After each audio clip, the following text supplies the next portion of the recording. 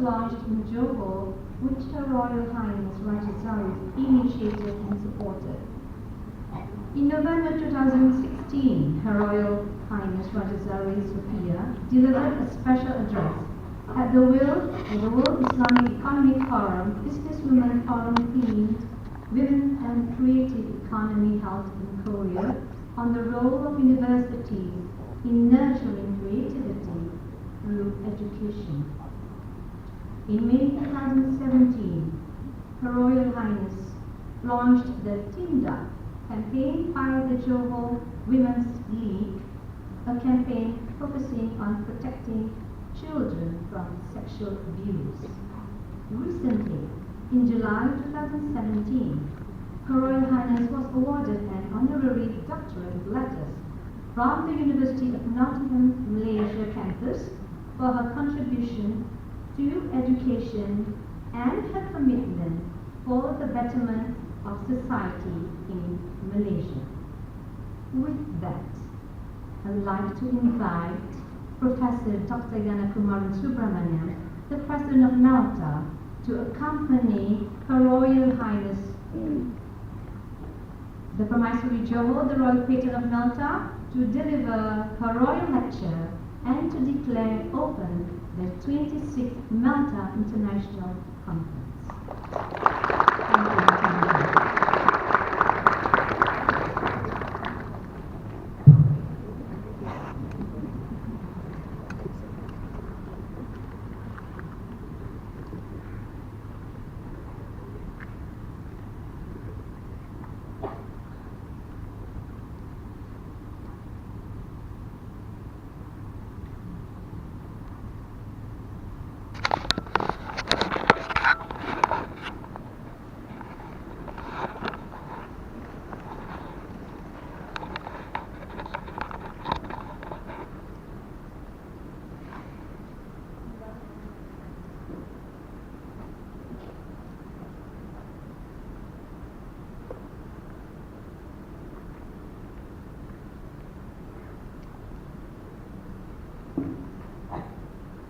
Bismillah ar-Rahman ar-Rahim.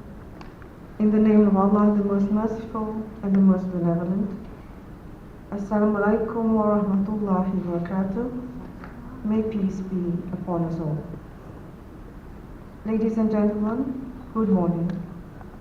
I'm delighted to be here at the opening ceremony of the 26th MELTA International Conference, and as the Royal Patron of MELTA, it is indeed wonderful to be with all the national and international participants and presenters.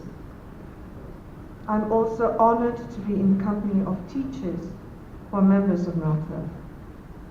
Most of us do not value teachers enough, or we tend to take you for granted.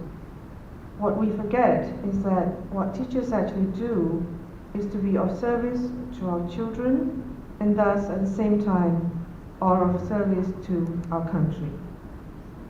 At whatever level that you teach, whether it's at school or at universities, you are offering your time and energy, not in pursuit of financial success or social accolades, but to educate our children. Some teachers work in busy cities, others in remote rural areas that are only accessible by little boats or sampan. The life of a teacher is not a glamorous one, but most will carry on teaching despite the stresses and the strains, and that is something that I find truly admirable. Without teachers such as yourselves, many of us, myself included, will not be what we are today. So I thank you for your service and your dedication. What has brought us together at this conference is our common concern about education in Malaysia, and in particular, the teaching and the learning of the English language. We must make a concerted effort in improving our children's mastery of English so that they can be part of an increasingly interconnected and borderless world. National policy makers are committed to make our education system relevant and up-to-date with 21st century learning and technological innovations. and to make sure that our children, as students, are equipped for what is now referred to as the fourth industrial revolution. We now live in a global society, and as such, we are interconnected to one another. There is therefore a great need for us to be able to communicate and to understand one another, and to do so, we need a common language. Statistics show that Chinese is now the language with the most native speakers, numbering 1.2 billion speakers. Spanish is a distant second with 400 million speakers, and English is third with 360 million native speakers, with half a billion speak it as a second language, and not including those who speak English as a foreign language. And yet, even though English ranks third in the list of languages which are most spoken and used worldwide, it is still considered as a language that is used most for international business or commerce, the sciences, and perhaps the most powerful tool of this century, the heart of the modern era and the pulse of the fourth industrial revolution, the Internet. English accounts for 55% of online content today, and I can vouch for that because I consider myself a very dedicated online shopper, compared to 45% of all the combined languages of the entire world. Thus, despite the growth of other languages, English remains relevant. Sadly, even as we recognize and acknowledge the importance of the English language, we have to be honest and admit that the efficiency of both spoken and written English among our children and our young people has fallen dramatically and drastically. Thus, it is important for us to be more aggressive in taking action together as a society, and not to depend solely on the work carried out by ministries or by our government. And this conference is a wonderful example of that sort of action. Not only are we rising to the challenge, but we are doing it together, as individuals or as groups, with the participation and cooperation of corporate bodies, NGOs, and government agencies. There are many causes for the deterioration of the English language in our country. Among them, English is only used to answer teachers' questions and is only spoken during English classes. There is a lack of support to use the English language at home or within the community. For example, many parents in rural areas do not speak English, and thus their children do not have the opportunity to speak the language outside of the school classroom. Learners also have a limited vocabulary because English reading materials are not readily available. I have also spoken to some young people who have shown a keen interest in learning English. Most of them tell me that when they speak English outside of the classroom, they are often ridiculed and made fun of. They do not get support from their peers. On the contrary, they have to be brave and accept the rude remarks that are made. There are also many who see those who speak English as unpatriotic, and that it shows that we do not value nor are proud of our mother tongue. This is not true. As an example, I've read one of our classic works of literature, the Sejarah Melayu, both in its original Malay and in its translation into English as the Malay Annals. I would proudly present it as a gift to a foreign guest or visitor, but if the guest or visitor cannot speak or read in Malay, the sensible thing to do would be to present the book in its translated form. In the same way, there are many of us who cannot speak or read Russian, but who are able to read Russian classic literature such as War and Peace or Anna Karenina because they have been translated into English. And it is the same with Chinese literature. When I was studying Chinese, I would struggle trying to read in Chinese just one chapter of the many classic Chinese novels, but I would be able to read them in their entirety through the English translations. There is also a big difference in being proud and in being arrogant, whether it is about our mother tongues or our faith.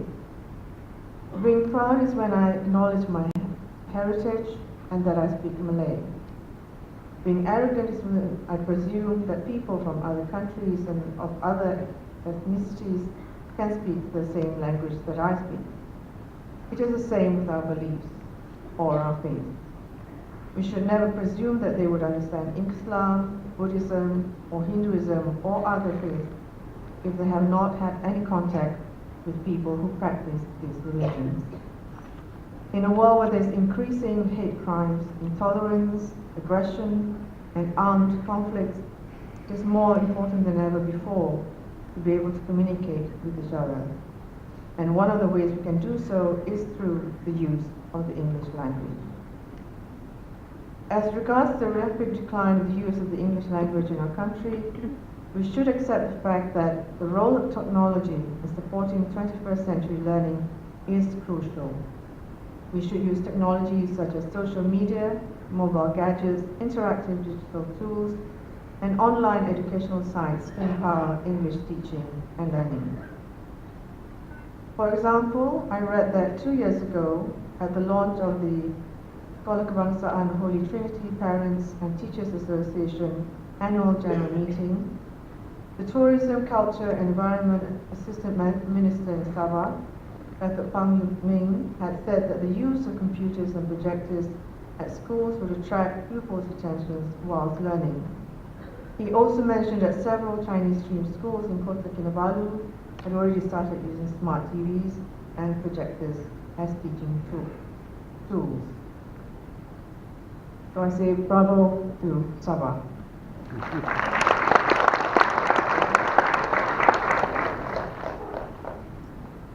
What I have in common with everyone here at MELTA is perhaps admitting that being able to speak, read and write in English can enrich the future lives of our children.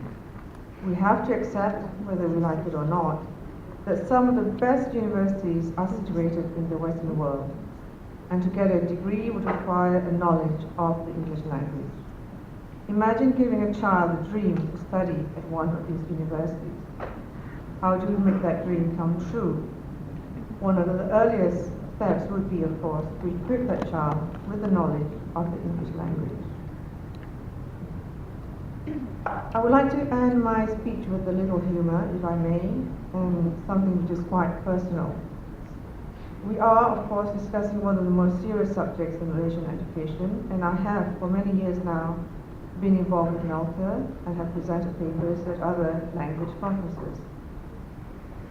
But whilst I have always said that education is important, all 6 of my children did not enjoy going to school, from the eldest to the youngest. And that is why I say I admire teachers, because I don't know how you cope with students like my own children. But I did not stop persevering in trying to get them a good education. I had attended a local kindergarten and a local primary school in Johor. I decided that they should go to the Australian International School in Singapore. Why this school? Well, it would mean they would have to study all subjects in English. They would be in classes where there were students from different countries, and most of all, they would not get any kind of special or preferential treatment.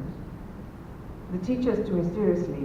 If my children did not finish their homework on time or had not done something wrong, which they always did, they would be given detention. And there were many, many detentions. I would also receive many emails from the principal, deputy principal, or one of the teachers. And I always dreaded having to go to the school and to hear what my children had done wrong. And again, I made many trips to the school. But despite their reluctance in learning academic subjects, they did pick up a few other skills. They learned to interact and have conversations with adults in English, and they learned about caring, because senior students would sometimes have to take care of preschool or kindergarten pupils. So their education did not just revolve around being academically proficient, but in having social skills, such as talking and having conversations with adults, and to learn that it is important to care for others. I would like to think that Malaysian schools would encourage our children to have the same social skills and to be caring people besides being academically proficient. Most of all, I hope they will have the opportunity to study the English language and take their place on the world stage where they belong. Thank you. Wabillahi taufiq wal hidayah. Wassalamu alaikum warahmatullahi wabarakatuh.